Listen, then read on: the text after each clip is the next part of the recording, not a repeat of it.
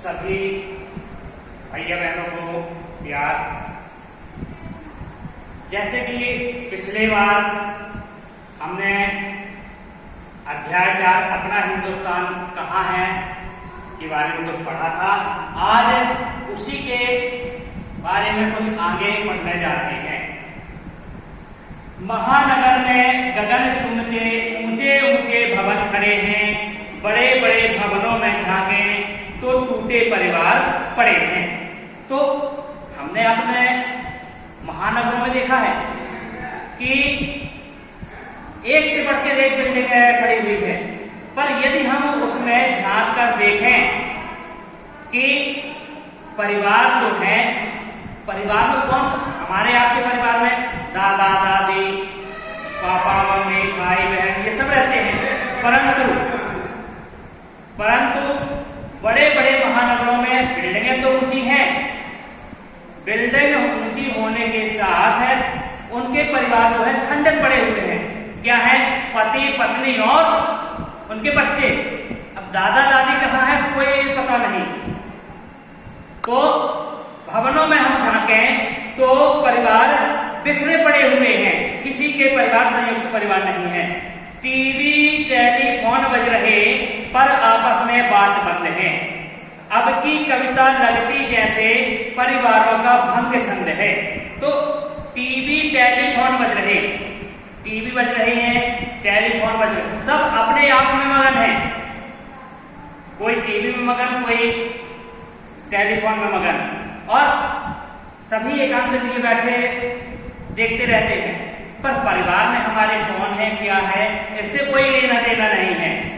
आपस में घर के छोटे भाई बड़े भाई आपस में बात बंद है। और अब वर्तमान परिस्थितियों में जो कविताओं का निर्माण होता है, पहले जो कविताओं का निर्माण होता था वो लगती थी कि कविताएं हैं। जैसे चमक उठी सन 57 में वह तलवार पुरानी थी, बुंदेले हर बोलों के मुंह हमने सुनी कहानी थी। ये कुछ कविता लग रही है। और आजकल की जो कविताएं बनी है उनमें लगता है कि ऐसे परिवार में कुछ है अलग अलग हो गया हो, भंग पड़ गया हो। जन्म जन्म के बंधन वाला बोलो देव विधान कहाँ है, आओ खोजे सकल विश्व में अपना हिंदुस्तान कहाँ है।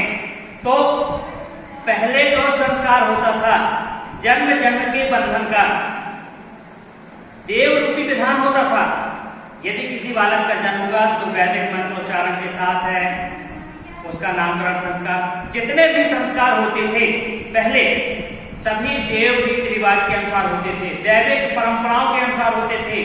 विवाह होते थे तो मंत्रोच्चारण के साथ होते थे। पर आज की परिस्थितियों में बालक का जन्म अस्पताल में हो रहा है, शादियां कोर्ट में हो रही हैं। तो वह विधान पुराना नहीं है। आओ खोजे सकल विश्व में अपना हिंदुस्तान कहाँ है। हम विश्व के रीति रिवाज ग्रहण करते जा रहे हैं, हमें आवश्यकता है अपने पुराने रीति रिवाज को अपनाने की। यंत्रों की ताकत के भीतर मंत्रों का मृत घोष कहाँ है। धन से कोष भरे हैं लेकिन फिर भी वह संतोष कहाँ है। तो यंत्रों, आजकल हमारे पास रफाल आ गया है, आ गया, सभी जानते हैं रफाल आया, फला, ये सब यंत्र आ चुके हैं। दुश्मन से हम डटकर मुकाबला कर सकते हैं। पर पहले जो मंत्रों में मृत घोष था, मंत्र पढ़ते थे ओम भूर्भुवः स्वः तत्सवितुर्वरेण्यम्, इस तरह से। और पुराने व्यक्ति यहाँ बैठे बैठे मंत्र से एक ही निकालते थे, छोड़ देते तो वहां पूरी नगरी की नगरी ध्वस्त हो जाती थी।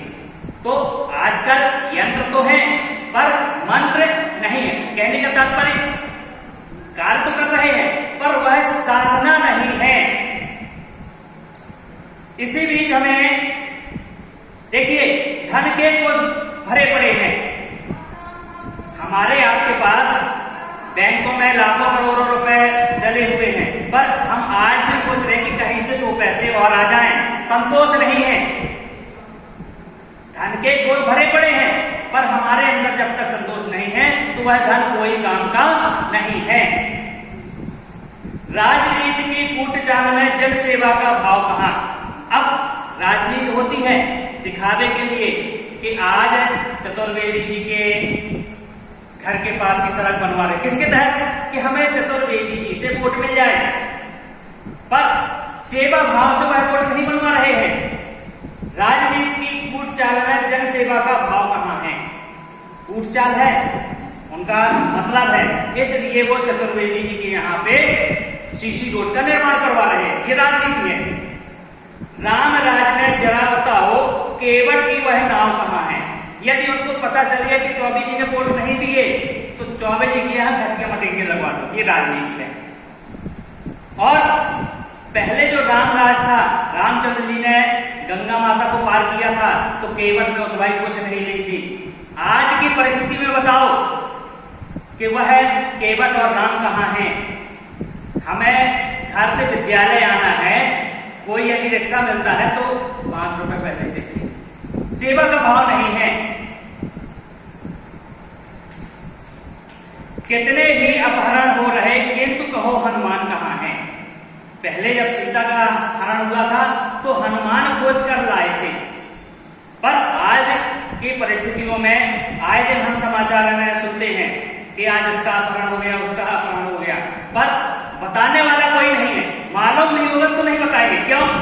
क्योंकि आज की परिस्थिति ऐसी है कि जो बताता पहले तो ही चल बता कहां पे है। आओ खोजे सकल विश्व में अपना हिंदुस्तान कहां है? हमें पुराना हिंदुस्तान ढूंढ के लाना है। कवि कुल गुरु की सृजन शक्ति का वह पावन संस्कार कहां है? फूहड़ गीतों में खोया जो मधुरस, वह मधुरस श्रृंगार कहां है? कवि कुल गुरु की सृजन शक्ति से पहले हमारे कुल के गुरु जी आते थे, जब किसी बालक का जन्म होता था तो उसका नामकरण संस्कार करते थे, बढ़िया 4 लोगों को बुलाया जाता था और संस्कार आदि हवन यज्ञ होते थे, आसपास का वातावरण शुद्ध होता था। पर आजकल वह विधान नहीं है, संस्कार ही नहीं हमारे पास हो। और फूहड़ गीतों में खोया, आज हम सुनते हैं कहीं धूम का गाना, कहीं मूंग का गाना, तो बस नाचते बस रहते हैं ऐसे वैसे वैसे। पर जो पुराने समय में गीत गाए, लता जी ने गीत गाए, वो गीत याद नहीं आ रहा कौन सा गीत है, तो पुराने समय के गीतों में जो आनंद था वो आजकल के गीतों में आनंद नहीं है।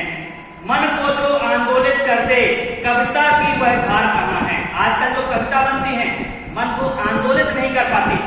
पुरानी जो कविताएं बनती थी वह खून कहो किस मतलब का जिसमें उबाल का नाम नहीं, वह खून कहो किस मतलब का। तो जब ये कविता हम सुनते थे तो एक अलग ही उत्तेजना जागृत होती थी। भोजराज की कविता वाला वह वैभव विस्तार कहां है? तो आजकल की कविताओं में वह धार नहीं है। और जो भोजराज की विस्तारवादी कविताएं थी, आज वो कविताओं में सार देखने को नहीं मिलता। तुलसी सूर्य निराला दिनकर, तुलसी सूर्य निराला दिनकर और रहीम रसखान कहां है? आओ खोजे सकल विश्व में अपना हिंदुस्तान कहां है? तुलसीदास जी, सूरदास जी, निराला जी, दिनकर जी, रहीम रसखान, इन्होंने बड़े ही मार्मिक कविताओं की रचना की है। जब हम पढ़ लेते तो एक आनंद आ जाता है। वर्तमान परिस्थितियों में वो कोई भी कविताएं निर्मित नहीं हो रही हैं और हमें भी निर्माण करना है, अपने पुराने हिंदुस्तान को नया बनाना है। अर्थात जो पुरानी परंपराएं थी वही परंपराएं हमें लागू करनी है। जय हिंद, जय भारत।